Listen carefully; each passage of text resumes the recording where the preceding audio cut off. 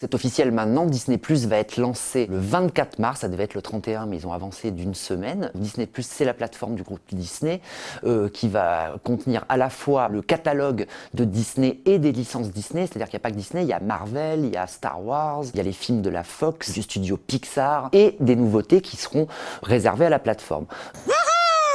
Tous ces contenus-là, ils seront exclusivement visibles sur cette plateforme. Pour le lancement, on parle de centaines d'heures de films et de milliers d'épisodes de séries. Évidemment, il faut attirer et la plateforme Disney, ils font comme Netflix, comme Amazon, comme OCS, comme les autres. Ils lancent des programmes originaux réservés à la plateforme aussi, des nouveautés. La première nouveauté, la plus attendue, celle qui a le plus attiré les Américains, il y a eu 10 millions d'abonnés en 24 heures le 12 novembre, c'est une série dérivée de Star Wars qui s'appelle The Mandalorian. Les premières images sont absolument ahurissantes. C'est une série qui mélange un peu Star Wars et du western, avec une espèce de mascotte qui est apparue partout sur les réseaux sociaux, que les internautes ont surnommé Baby Yoda, mais en fait qui s'appelle The Child.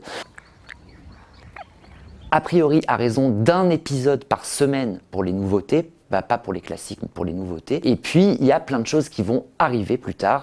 D'autres séries dérivées de Star Wars, notamment une sur Obi-Wan Kenobi. Il va y avoir 5 séries avec des super-héros comme Wanda, comme le Soldat de l'Hiver, Hulk au féminin aussi. Donc voilà, il y a plein de séries autour des Avengers qui vont arriver. Et puis, plein d'autres choses. Une série sur Toy Story, une série sur Monstres et compagnie.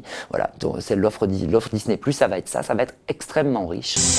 Et c'est très attendu. Disney, il n'y a qu'une offre, c'est 4 écrans d'emblée, 6,99 €. Ce qui est pas cher du tout, si on ramène au prix de Netflix, c'est un tout petit peu plus cher qu'Amazon Prime Video, mais par contre, il y a beaucoup plus de contenu, il va y avoir quand même beaucoup plus de contenu et de choses beaucoup plus attendues sur Disney+ que sur Amazon. On va voir si ça va avoir le même succès qu'aux États-Unis.